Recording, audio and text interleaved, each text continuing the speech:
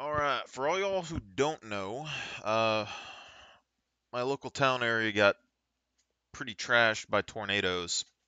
So we've been down for a couple of weeks. I believe the internet stuff has gotten fixed, but I'm not positive. We also changed routers and all those kind of things, so we'll see if I get more stability than I used to have with the older stuff. But today, I want to go over an assault fleet for Star Citizen. Kind of my ground from the starts to beginning. I think if you start the game, I mean, it sounds like a good fleet just in general. If you don't want to do all of the industrial options, but you still have the ability to use the industrial options as well. So I think it's probably the best overall fleet right now, just in my head, starting off when you're kind of looking at it. Um, and a lot of this has come down to like I'm still going to get some capital ships later game because I want to make like a space station or a space base. But the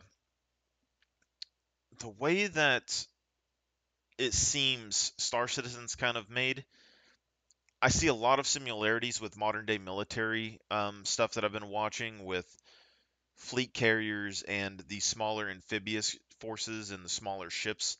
And like a lot of their talk is basically that it's a lot more maintenance and stuff to repair like big fleet carriers, and you need specialized people to come out and repair it for you. And the equivalent in Star Citizen is the capital ships because you need a shipyard to repair repair the capital ships. So that means you need specialized facilities to be able to repair those stations instead of smaller ships being able to repair their own, which is why I've kind of been a proponent for the large ships in the game compared to most of the other ships that people try to get, like the massive ones. And it really came down to me looking at the carriers and stuff, and then like the Perseus, like in my mind I thought it was a battleship, but there's a super dreadnought capital ship that players aren't going to be able to get access to, that's an actual battleship in the game. And then the javelin, or not the javelin, the Beagle would be your super carrier. So like if you have, let's say, the American Navy or whatever, your big like nuclear powered aircraft carrier like mega bases, that's the Beagle. And then there's another capital like big ass well er, capital ship essentially that's the escort carrier that goes with that, but you also can't purchase that. So if you're trying to build a fleet of ships for the most part, and you want to build like an actual military fleet, the big stuff is only going to be with the big groups. Those capital carriers and stuff are only going to be with those big groups for the most part. Then you get down to like a light carrier, which the Kraken is. Maybe there'll be another carrier with like an Anvil design, hopefully, because I like Anvil. But the only other options that you have are the Endeavor with its hangar module, depending on how big it is. But it isn't going to have as much utility as the Kraken. So most people, the Kraken is going to be the ship that's your main aircraft carrier. And even then, you're going to be very strapped if you're trying to use it for like capital fights. Because if you're going to put like Super Hornets or something on there, you're only going to get like six, seven Super Hornets, something along those lines. Whereas, like, if you filled that aircraft carrier with arrows, it'd be a lot better. And the Kraken is going to be one of the only big aircraft carriers that can still land on the surface of planets. So then you come down to, well, what's your escort carriers? And that is the Liberator. But it's also kind of like an amphibious assault ship to some degree that can be modified into an aircraft carrier, which happens to be what they're trying to do with a number of things in the US military right now, because they're faster and easier to produce. They can be in more areas at specific times.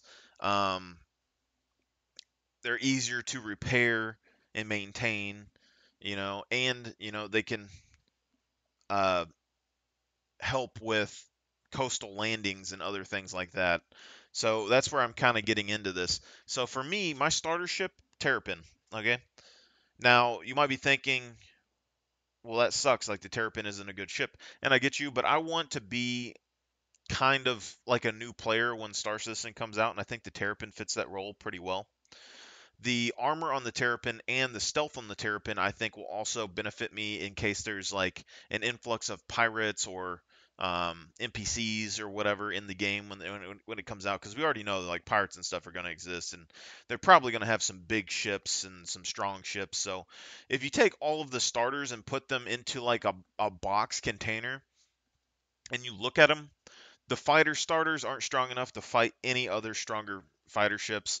The like Auroras and stuff like that, they're good, but they're not like they have a bed, but you don't have two beds. They have cargo, but the Terrapin can put cargo on the inside if it really needs to for box missions.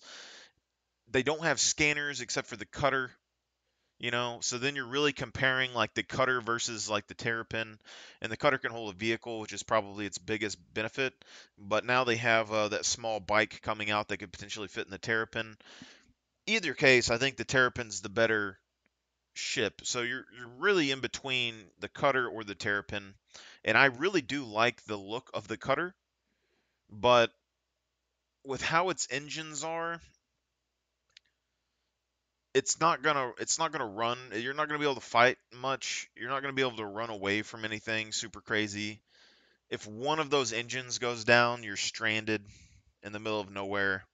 The Terrapin, I think, is just better because it has the stealth capability where if you were needing to get past like a fleet of ships, you could go dark in the Terrapin and flow past if you really needed to. So I think that's the major benefit of it. Um, and when reputation gets in the game, like I don't want to die 1,500 times. So more armor, more stealth on an early game ship means that I get to conserve more reputation potentially, and also practice with a ship that has more utility later on. Because the Terrapin as a starter ship is good, but even as a late game ship has utility because it's still armored, it still has stealth, and it still has scanning. And that allows you to kind of use it for if you're doing like a amphibious assault, it's going to be your stealth dropship. If you're doing like a special ops kind of thing, it's your stealth dropship. If you're doing like bounty missions or anything like that, you can use it to kind of scout out areas to see what ships that you need to bring in. So, for an example, you have an Eclipse, you have a Redeemer, you have a Terrapin, maybe you have a fighter, and you're going to go do a box mission. Well, you bring the Terrapin out and you start landing to go to the box mission, and you see, oh, there's a Kraken or a Carrack, something along those lines, a Hammerhead just kind of chilling out there and it's hostile. Then you could say, oh, well, let me grab the Eclipse and then smack it with a couple of torpedoes, and maybe you can make it crash into the ground. And this is kind of some of the stuff I don't think people are thinking about when it comes to the ships, but you have not only the engineering gameplay, but you have the gravity and the atmosphere of planet surfaces. So even though ships like the Perseus, the Hammerhead, the Nautilus, they're kind of the hybrid ships that can kind of do deep space but also do shallow planets like surfaces, but they have more weight. So if there's any engineering issues on those ships in atmosphere, they're probably going to crash to the ground, I would assume. And I don't know how well you're going to be able to survive besides, ejecting. But it's safe to say, like, if those get pinned on the ground, you're probably not getting them off very easily. Whereas, like, you take something like the Redeemer, if it goes down, it's probably going down, but you can eject or you could land it. If you repair it, it's going to be able to take off the ground on its own pretty easily. And this is where we start getting into kind of the debate. So I wanted to look at the Redeemer and the Hammerhead, and then we'll go into the rest of this. So basically, if you look at the Redeemer, this was the ship that I consider a helicopter.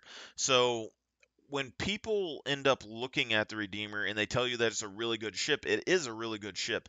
But everyone's saying that it's super tanky and all of that stuff. I don't think this is going to be that ship when the game comes out. I think it's going to be able to take a little bit of hit, but it isn't going to be your combat like dogfighting ship inside of a war zone. It's an Apache helicopter basically in my mind. It has really good firepower, and it's going to be very good on planet surfaces for killing things like tanks and like infantry, small light vehicles, and in atmosphere, I expect this to be able to fight things like the Hammerhead. But in space, I don't see this working as well, especially since like it has two engines external that can be blown off. So much like the Cutter, it has that weak point of if any of these engines go, you're kind of in a bad spot. And then it also has the weak point of the tail fins. So with this ship in particular, if the tail gets shot off, it kind of loses a lot of control. So you have a number of problems that I think that the Redeemer is going to have when it comes to like direct combat. But when it comes to defending an area, I think it's going to be very strong. But if we look at the weapons, because this is what I was going to look at, so it's getting 16 size 2 missiles, and then you get 2 size 3 turrets remote, which is that's going to be the stuff that's better for like infantry, stuff along those lines. I believe it should have size 4 cannons and stuff as well. But you get 2 size 5 man turrets, so you're going to get 4 size 5s and 4 size 3s. And then you get a size 4 cannon. These are the ones on the wings, I believe. So you get size 4, size 5s, and size 3s, and size 2 missiles. So you have weapon hard points basically for every size of ship for the most part. Like your size 3s are going to help with the smaller stuff. The size 4s can hit from some of the bigger stuff, or you can even go like distortions on like the front guns and then ballistics on the wing guns, and there's a number of combinations that you could do to kind of have this as a very well-rounded utility ship. But along with the weaknesses that I think that the actual ship has, like armor-wise, when armor gets put into the game, I think the ship's going to take a real beating. It doesn't have as many like anti-air defense things, which makes me think that you want this to kind of be more towards the surface. And when we look at these planets in Star Citizen, you need to start thinking about the ships for their long-term capability. And it's the same arguments that I've had with like the Carrack versus the Odyssey that people argue with is like, well, the Odyssey's a capital ship, but the Odyssey isn't an armored capital ship, and it's not able like it's going to be able to have a fleet with it and kind of keep them supplied with fuel and such, but it isn't going to have the ability to repair itself from like sustained damage. And then the Polaris, for example, is marked as a corvette. So if we look at the military examples of corvettes, for example, they're like shallow water support kind of things.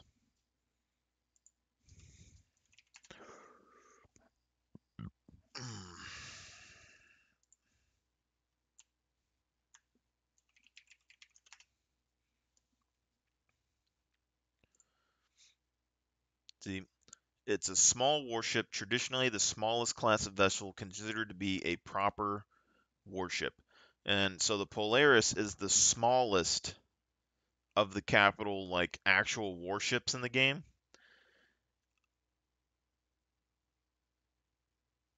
And then the sloop of war is the stuff that's under it. So I'm kind of interested. I might look at that here in a second, but the says that it fulfills includes a coastal patrol craft, missile boat, and fast attack craft. A missile boat or missile cutter is a small fast warship armed with anti-ship missiles. Being smaller than other warships such as destroyers and frigates, missile boats are popular with nations interested in forming a navy at a lower cost. Now, I kind of want to look at that real quick because this seems more of what the Polaris is in my mind.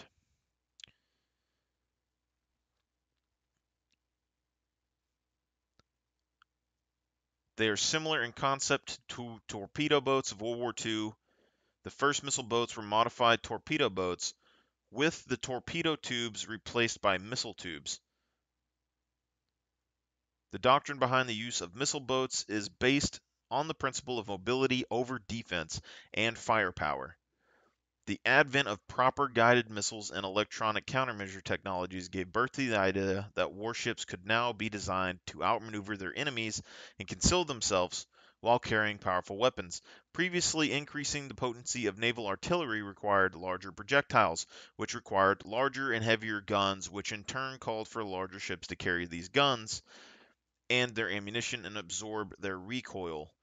These trends accumulated into giant battleships of World War II. Even as World War II was taking place, submarines and aircraft, particularly those launched from aircraft carriers, had made it clear that large warships were little more than targets in a major war. Guided bombs, then anti-airship missiles, or anti-ship missiles, farther reduced the usefulness of large warships outside the carriers. Missile boats, when equipped with sophisticated anti-ship missiles, and especially when used in a swarm, can pose a significant threat to even the largest of capital ships, and do so at a much greater ranges than is possible with torpedoes. So the Polaris, in my mind, is the missile boat. It's the smallest capital ship, and it's capable of dealing lethal blows to pretty much every capital ship. But it's also, like this Corvette, and it's made for shallower waters potentially. It's not really made for deep space exploration, which is what a lot of people are kind of toting it as. Like, yes, you can use it as a deep space vessel, and it's going to have pretty much like on par firepower with, say, an Idris. And ideally, because it's a Corvette, they usually have submarine helicopters or something in their hangar bays to help them out with submarines. Because if the Polaris gets hit by a sub, like say like a Retaliator or an Eclipse or something, it's probably not going to have a good time. It's not a heavily armored ship, it's a fast moving ship. So it's going to be useful, and it's probably one of the better ships to have, but it's not going to be a long duration out in the space thick of it ship, because if as soon as it gets a lot of damage, it's going to be out of commission and it's going to need to come all the way back. The other thing with these missile ships, things like this, is similar to a lot of the destroyers and stuff now, I think, with the US military, is that they mainly focus on artillery, or not artillery, missiles, and you can't really just refill them that easily out in the middle of nowhere. So even taking things like the Perseus, for example, or even the Polaris in this example, they only have like 20 torpedoes. So the Perseus, like, you might be able to carry, new torpedoes and refill them, and you might be able to carry more size 9 torpedoes or whatever and refill the Polaris, but you're going to need a supply chain, like a supply line, to get those to you. Otherwise, every time you're out of missiles, you're going to have to go back and get more missiles over and over and over again. And all of those missiles are also very expensive, so when you use them, you need to kind of choose when to use them. Considering like a Perseus, who still has big guns, much like modern day militaries, missiles cost a lot more than big gun shells. So when you're going out into the darks of space, you can carry more shells for the turret, or the cannons, and they're going to be cheaper to use and produce. All right? And then it allows you to tactically decide when you want to use your torpedoes. So let's take like a Retaliator and a Polaris. Okay. Well, the Polaris is kind of on its own in terms of cost. If you're going for like a fleet defense for smaller forces, like a kind of a marine type amphibious assault group, you could have 3 Perseus and have a Retaliator, or even 2 Perseus and a Retaliator. And essentially, the Polaris is going to have to use its big missiles to try and kill those ships quickly. All right. But that's all it has. After it runs out of missiles, it's going to be dead in the water. And its support craft, so I don't know how big the Polaris's hangar is, but if we're talking about an anti-submarine ship, there's only a few in the game that could really do it. And the closest thing to an anti-submarine helicopter in game is the Harbinger. So the Vanguard Harbinger can have, like, I think size 5 torpedoes attached onto it. I think 3 of them. So that would probably be the closest thing you would have to something that could just take out the Retaliator pretty easily. So ideally, the Polaris would probably want to get in range, launch the Harbinger, get the Harbinger to destroy the submarine, and then use its big missiles against the Perseus. But the Perseus can just shoot into the Polaris as much as it wants for the most part, with a much lower ammunition cost. But this gets into the fleet. So I think how we would start off is you get the Terrapin. For me, anyway. Any starter ship will work, but the Terrapin's for me. Stealth armor, fly around. Then you're going to be wanting to get Connies. So any type of Connie can work, and there's a number of things that you're probably going to want at least 3. And then whatever Connie that you choose, I don't think really matters, but it's kind of interesting when I think about the Connies now because they all are kind of interchangeable for the most part. Because if you have a Liberator, for instance, and you put 3 Connies on it, and they're all Andromeda, you get 3 Snubcraft, you get 6 like size 2 turrets you can use for defense, and you get 150 missiles, which you can use to rearm like jets if you needed to, or you can use them as gunboats, etc. And as well as I think better armor. But the Taurus, you're getting less health, way bigger cargo bay area, which people say that it holds way more ground vehicles, but it kind of doesn't. It holds like 1 rover, and then you can put like 2 Cyclones sideways in there, or you could put a couple of scout bikes or something in there potentially. But really, it's just going to be extra cargo. The main thing with that ship, though, is the tractor beam.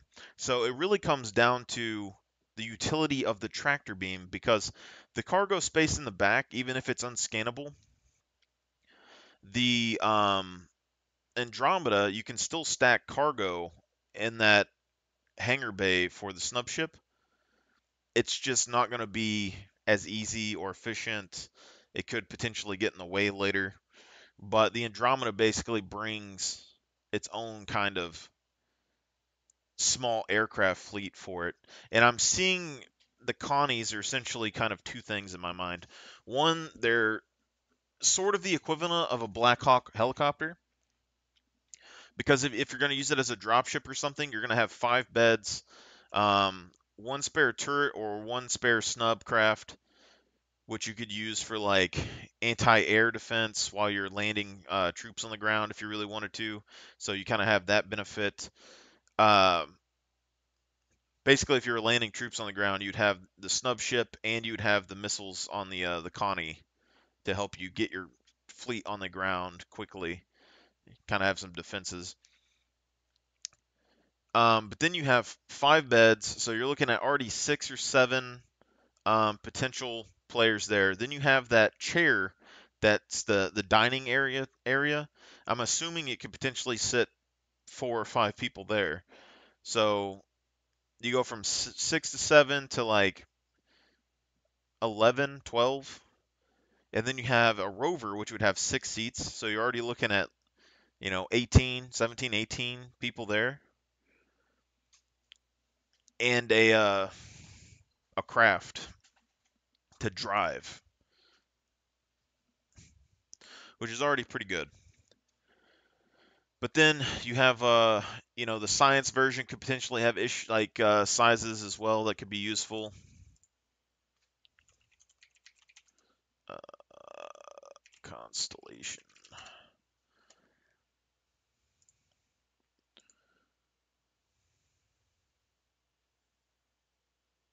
I'm trying to remember what size the Constellation is. I think it's a large ship, but it might be a medium.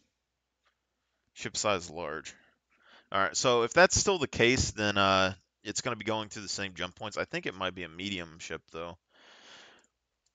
But basically, the Connies are the next thing that you would try to get. Essentially, they're going to let you have ground vehicles and extra storage capacity.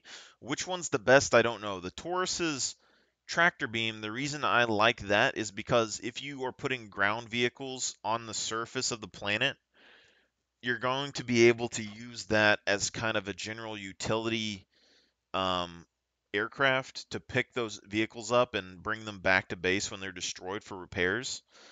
as well as helping you just, move things in space a little bit easier, etc. But there are tractor beam guns, I believe, that you can do the same thing with, but I don't know what would be the best case between those. The other thing is that the Taurus is going to be able to carry cargo a lot better. And if you have like military ships together and you're getting scanned, potentially having that protected bay there might be enough to deter people from trying to raid you, but I don't really know. So we go to the next case. So you got your three Connies, whatever three that you want. You could potentially go up to six. The next ship that you're kind of looking at is going to be the Liberator. So you're going to want a Liberator and then a Carrack. And essentially, what this does is that the Carrack, I think the minimum crew is like six. But if you have six people on the Carrack, you can fly the Carrack and then put two on the Liberator and fly the Liberator with it. Bring whatever kind of supplies that you need with a minimum of six people, and then you're going to have all the spare ships in the world that you would want, essentially, on the other ship. So, for me as well, I would start buying rovers, rock miners, potentially two redeemers would be something I would look into because this has a lot of firepower. There's not a whole lot that you're going to be able to get early besides the constellations that can deal with the redeemers on planet surfaces. I would say that on planet surfaces, the redeemer is also going to have a big advantage on the Connie. So the Redeemer is probably one of the stronger support aircraft that you can have on a planet surface, I would assume, with size 5s on a rotating turret.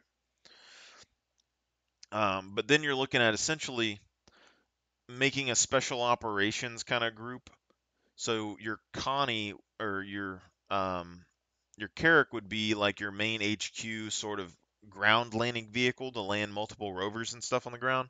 And your Liberator would hold your support craft. So your Terrapin, your Eclipse, your Redeemers, maybe a couple of jets, and that's going to give you everything. So you go for a ground mission, you get in your Terrapin, you lock the Liberator and the Carrack together on the docking collar.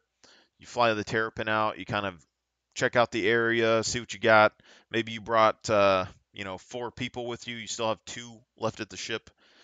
Um, and then you need something like you need the Eclipse to come in, so one of your people get into the pilot seat of the Eclipse, one of them gets into a jet or whatnot, and they fly out there to help you, or one of them gets in the Redeemer, or both of them get in the Redeemer and kind of fly out there. There's a number of things that you could do. I mean, potentially you could just get in a couple of jets and go out, or you could just fly the Carrack down. There's a number of things, but that's going to give you access to a hospital. It's going to give you access to um, a number of beds as well when you look at this, because you're looking at a crew of six.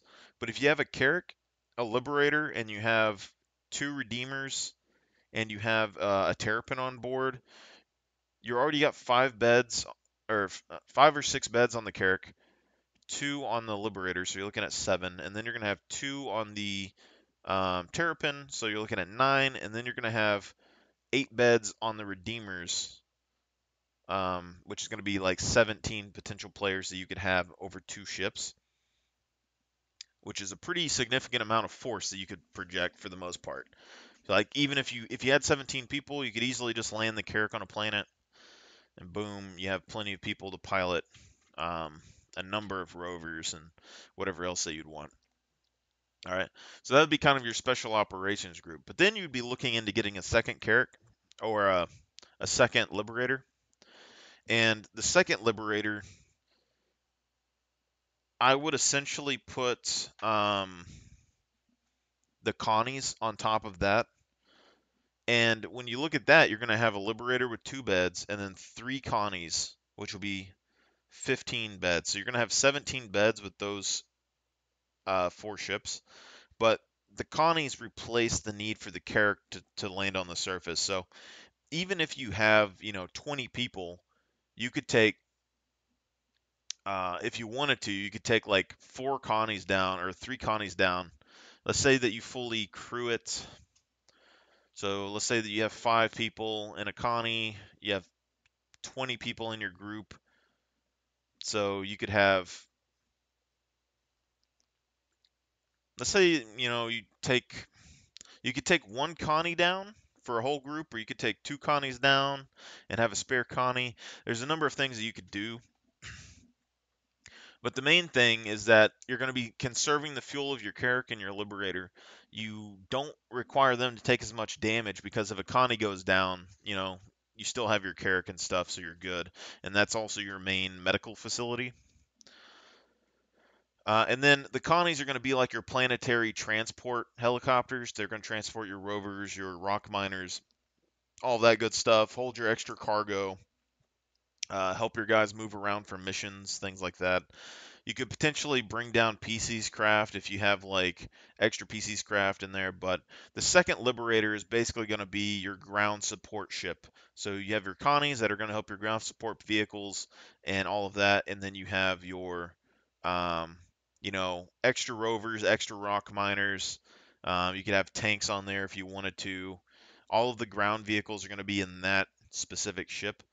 And that way, like, if you really want to, you can just land the Liberator on a surface and you'll be perfectly fine. So you're gonna have one ship that's kind of a special operations ship, one ship that's kind of one ship is the special operations, but it's mainly a helicopter type transport ship. So your PC's craft, your Terrapins, your Redeemers, and then potentially an Eclipse just to have something that can kind of deal some damage to a bigger ship if you need it. And then the second craft is going to be your ground vehicles and your Connies. And with those two already, you're looking at like 30, 40 beds that you could have over a period, like a selection of three ships. And if you really needed to, like you can dock both of the Liberators together, and then you could just land on and off of the ship with the PC's aircraft from the Carrack if you really wanted to. And then you'd be looking at getting a third Carrack, which would be your aircraft carrier kind of thing. And you could either move the Redeemers over there and get more Connies, or you could get a Valkyrie. There's a number of things that you could do depending on what you want. But I would arguably say that the Connies are better than the Valkyrie almost. But for a massive troop drop, I think the Valkyrie could be better. It's just hard for me to justify using the Valkyrie over using two Connies. Um, because if you look at it, I mean, the Valkyrie has more turret coverage and more troop carrying capacity, but the Connie is going to have, just as much vehicle carrying capacity for the most part. Um, a good amount of troop transportation, even if it isn't a dropship, and more beds. Because essentially the Valkyrie takes up two Connie spots, so you're basically having a safer landing aircraft compared to having two separate Connies with double the bay potential, double the missile potential, double the turrets. So you're basically giving up like 8 size 5 guns and 8 size 2 guns plus 100 missiles or something for Valkyrie. But it could be worth it. I don't know. I think the Valkyrie's potentially the best just general aircraft to have on a planet surface for just ground operations and stuff. So you could carry one around if you wanted to. But essentially, your third Liberator, you could put the Redeemers on it, you could put the Valkyrie on it, or whatever. I would probably transfer the Eclipse to the third Redeemer, or the third Liberator, and then have that third Liberator as a miniature aircraft carrier. So you're going to have basically attack jets on it. You're going to have jets, and you're going to have the Eclipse, and then whatever other craft that you want. So you could fully deck it out with jets.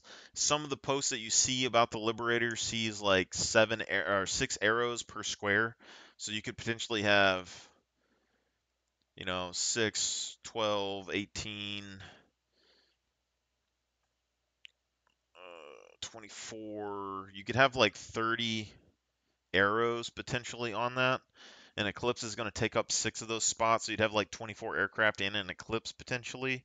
But if you do that, essentially you don't have any extra beds, and that's where the toss-up is, because you could get rid of 12 arrows and bring a Valkyrie, but you're going to have 7 beds on those ships. And then you would have basically 12 aircraft. You'd have like 12 jets, one Valkyrie, and one Eclipse. So you'd be able to kind of halfway fill the Valkyrie, but it wouldn't be 100%. And you're only going to have like 12 arrows, and it's going to be kind of a tight fit. Whereas, like, if you have the Connies on there instead, you're looking at 12 beds, you know, and a similar footprint. It's kind of a little bit better because then you're going to have 10 people that you can just get in the jets and stuff and extra aircraft. It just kind of depends on what you want. But if you put the Redeemers on there, for instance, you can basically, the Redeemers are going to be escort helicopters. So if you're going to use a Valkyrie, you would use the two Redeemers to escort the Valkyrie in. And then if you're going to use things like the Connies, well, the Redeemers can still escort the Connies. So you're not really losing a whole lot there. So I would probably say just keep the Redeemers around, and then you could either take a Valkyrie on the other ship because you'd have the Valkyrie's beds of 5, the Terrapin's bed of 2, and then the other one's beds of 2. So you'd be looking at like 11 beds on one ship, and then like 18 beds on another ship. But if you do additional Connies, you could do 6 Connies on 2 Liberators, and then you have 2 Redeemers. So then you would have like 36 beds between 2 Liberators, or actually you'd have more. You'd have like 36 to 38 beds on the first 2 Liberators, and then you would have 10 beds on the third Liberator, and then you would have an additional 6 on the Carrack. So you're already looking like 40, 50 people between 4 ships, and you have 6 Connies that you can ground assault a force with, you know. And at this point, you could look at maybe an additional Carrack or whatever if you really wanted to, because the Carracks seem to be like they're going to have the ability to kind of repair some stuff. So when you're talking about ground repairs, if we really look at this, because we're kind of looking at this a little bit, the Crucible is something I would look into for like fleet support at any point, because the Crucible and the Starfarer together are going to be kind of essential to having a long-term operations on a planet or even space travel.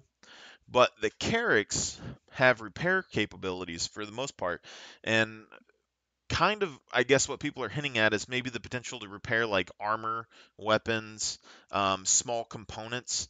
And a lot of people were asking like, well, what are the components that it's going to be able to repair in that machine that it has, because it's kind of a small machine? And the answer would be PCs, power supplies, stuff like that, and rover power supplies, everything like that. So if you look at this ship, if you have 1 Carrack and 3 Liberators there, all of the large components between all of those ships can be kind of shared in between each other, which is going to allow it to store a lot more extra spare parts to make sure all the ships run. But if the Carrack is able to repair some of the smaller components like the rovers and the PCs and the jets, like power supplies and shield generators and stuff like that, it becomes a very, very important ship, along with being, a ground medical facility. And if you end up getting 2 Carracks, then potentially they could repair each other at some point. But also, if you look at like the Carrack's engines, they're internal, and you're looking at the Liberator's engines, they're kind of internal. So there's a lot of things that you can't really just have it destroyed off of the ship, which allows you to kind of repair them a little bit easier without having to deal with structural repair. And they all have heavier armor, so you're going to have benefits there. So I'm potentially looking at 3 Liberators and 2 Carracks. All right. And then you're going to have 6 Connies, 2 Redeemers, and an Eclipse, a Terrapin, and then you're going to have, backup PCs aircraft for the Carracks. You're going to have ground vehicles to replace vehicles on the Carracks. You're going to have support aircraft that are going to be able to help you on the ground as well as in space. You know, So there's a number of benefits to this kind of situation. And then if you decided to go for Andromeda, you would have 6 additional snub aircraft and additional turrets. So instead of having 3 size 2 turrets on your stuff, you could replace them with, you know, you'd have 6 size 2 turrets on your Liberators. But then you can also have the benefit of running Aquilas. So if you have 2 Carracks and you decided to run 6 Aquilas, you still get the 3 turrets, you still get a number of missiles, you still get the rover bay and everything else, but now you're getting 8 ships that could potentially scout out jump points, which is kind of a big deal, I think. And then even if you go like one of each, you could go 2 Tauruses, which will give you extra cargo capacity and the ability to kind of lift people up. You could go 2 Andromeda, which just gives you extra missiles and armor, I suppose. And then you'd have 2 Aquila, then you would have 4 ships that could still map out jump points.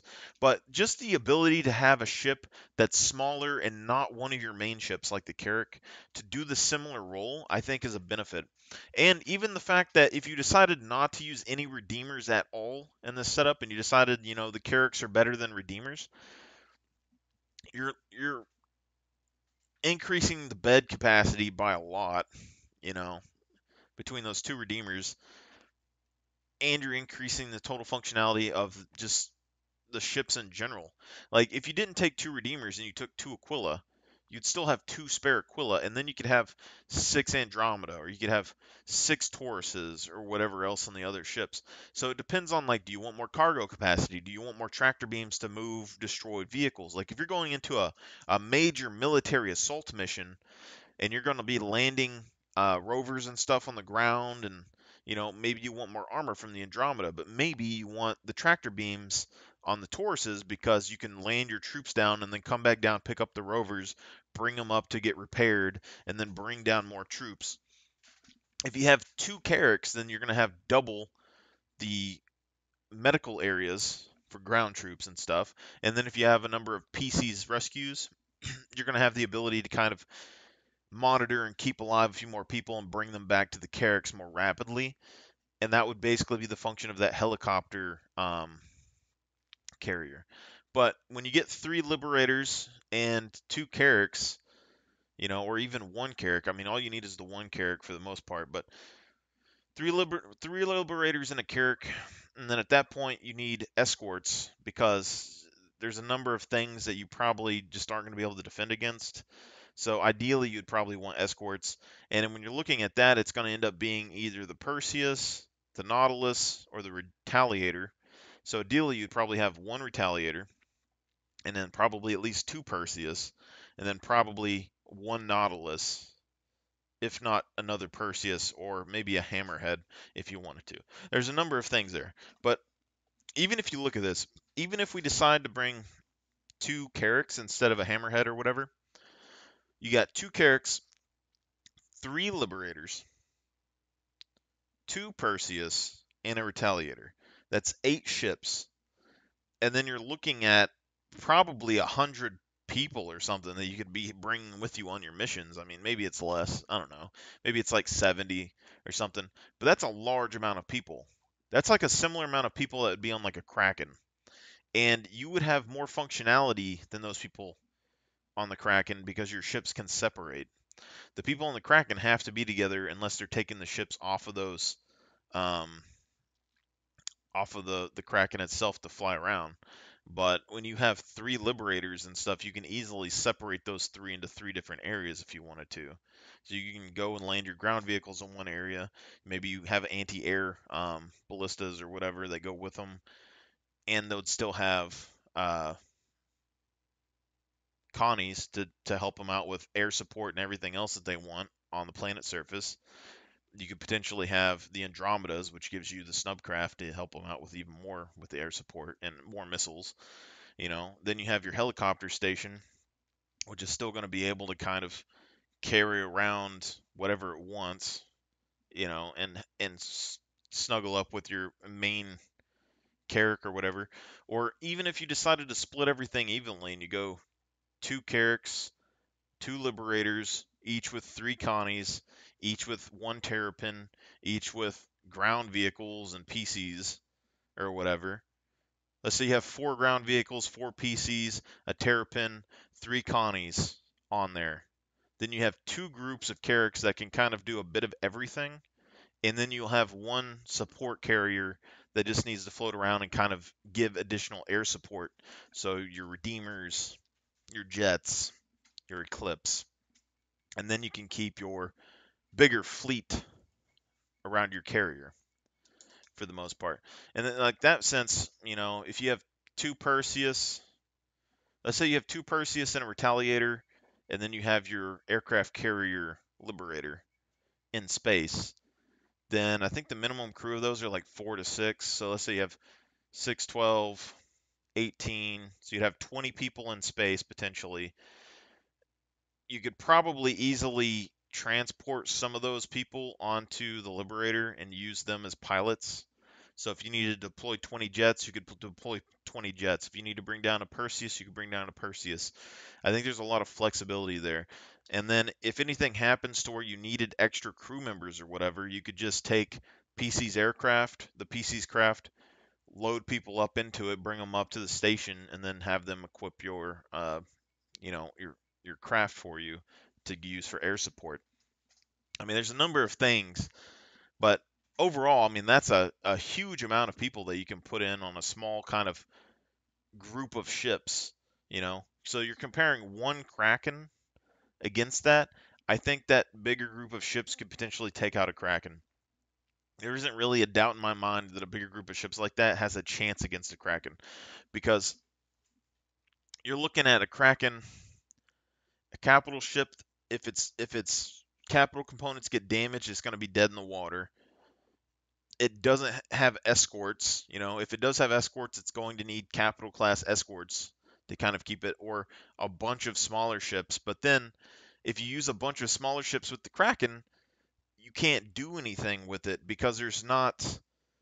Um, all of your large ships are going to have to travel on capital class pathways through the universe, which means your large ships are going to end up fighting capital class ships. Whereas if you have large ships, you can go on the capital class lanes and you can go on the large ship lanes. So there's a lot less hassle to do with that. You can just go around a lot of capital pathways and deal with your own stuff. But the Kraken and all them aren't going to have that luxury for the most part. And then when you're looking at like the cost, the Kraken's like $3,000 or something just by itself, and then you have 6. You have like 6 smaller pads and like 2 like medium pads or something along those lines. Whereas with 3 Liberators, you're gonna have 9 smaller pads, so you basically would have enough, to attack a Liberator with for the most part. And you're gonna have jets on top of that. So you have jets, you have a bomber, you have a submarine. So like literally, just even the Retaliator itself could probably cripple a Carrack or a Kraken, I would think, to some degree. That plus an Eclipse would probably be enough. And the Kraken's kind of weaker on the backside. So if it doesn't have capital class ships, then you're kind of probably all right. And it's also going to need those ships on board with it. So there's a number of benefits to not having a capital ship, I think, as well. And as well as like if the capital ships try to chase down smaller ships, they're probably going to be able to get away, I would assume. But if you get hit with any of the capital class guns, you're probably instantly dead. It kind of seems like the trade-off they are having. But I just like besides their ability to sustain out in the universe for a long period of time, I think the capital ships have like some major weak points,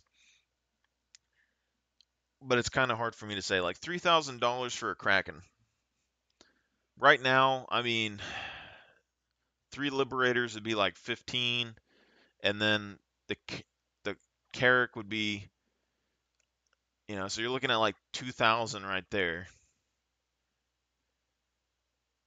and then you have whatever ships that you put on top of it. So like the Connies are another 200 and stuff, so you could get 8 Connies. Basically you could get all 6 of your Connies and then you could get a couple of Eclipses or something, or a Retaliator if you wanted to, for the same cost of the Carrack, or the Kraken, I should say, which would give you plenty of stuff. Like, you would have enough missiles to kind of cripple the Kraken. You'd have enough fighter support to kind of get people on top of the ship, you know? Like, 6 Connies coming at you, I'm sure the Kraken can probably destroy some of them or cripple them, but if they get on top of your ship, it's pretty much a sealed deal. But when it comes to capital class ships, I think the biggest benefit I can have is as a fleet base. Like, if you want to build a spaceship, like a space station or a space base, I think that's where the capital ships make more sense to me, because it's hard to defend your base against capital ships without capital ships. So, like, for me, for instance, like the Banu Merchantman is like the only major capital ship that I have. But I'm thinking, if you bring the Endeavors, if you have at least 2 Endeavors, you can attach them to the Banu Merchantman's docking ports and use that as kind of a makeshift space station, because you're going to have, you know, the VIP rooms and stuff on the Banu Merchantman and the shops on the Banu Merchantman, and then you would have the, medical facility or collider to improve weapons and stuff with your Endeavors, or you could have the telescope relay that you could use to kind of find things out in the verse and sell the contents. So I'm thinking at least 2 Endeavors and a Banu Merchantman would be the best thing, but I think I'm going to aim for 3 Endeavors. So if you do 3 Endeavors, you could do a hospital module or 2 hospital modules. You could do hospital module, collider, and a telescope. You could do a hospital and 2 telescopes. You could do 2 hospitals and a telescope. You could do a hospital, telescope, and a food thing. There's a number of combinations, and I don't know if they're going to be able to connect together. But you could easily, put the hospital separate on its own, and then 2 additional stations on the Banu Merchantman. That way, if you bring people to the hospital, they can't immediately get on the Banu Merchantman without your invite. But I think it solves 2 big issues with the Banu Merchantman that I've had, which is one that, you know, Banu defenders can follow the merchantmen, but you're gonna have people in those defenders, and you have to fuel them. And it's gonna take a while, and there ain't no carriers. But you can get aircraft carrier modules for 3 Endeavors, which could potentially hold, 2, 3, 4 defenders apiece, and you have the defender bay on the Banu merchantman.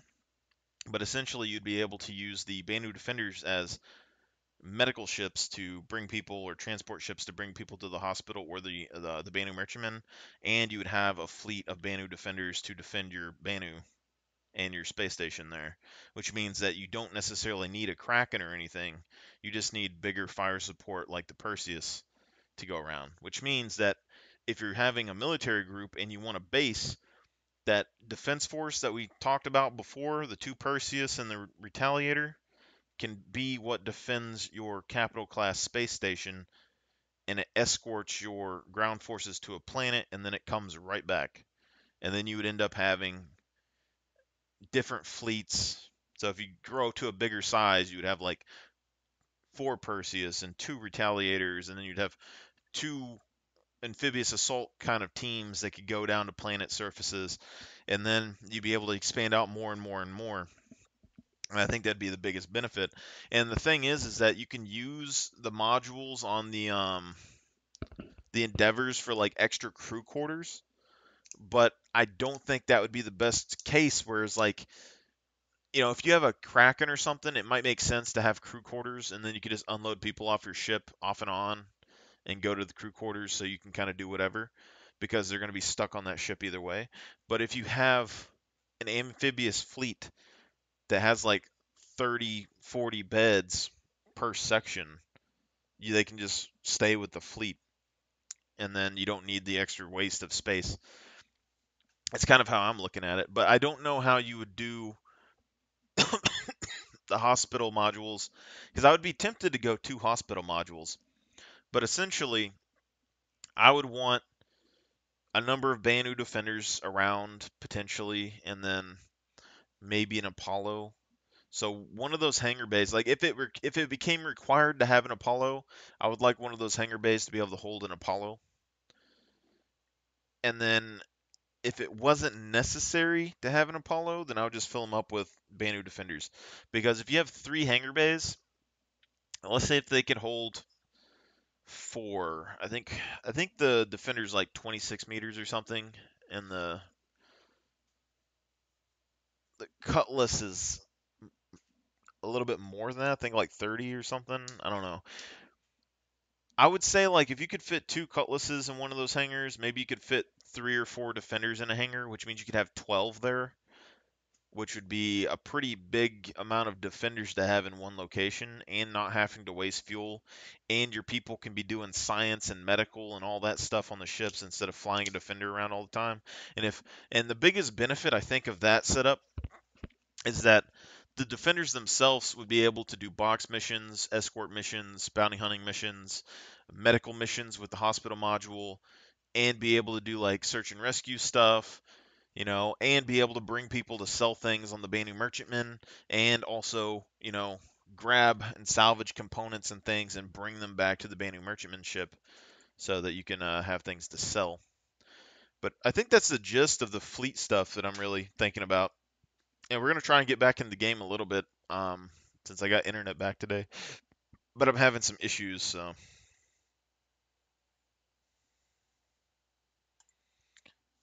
I'll see y'all guys in the verse in a little bit.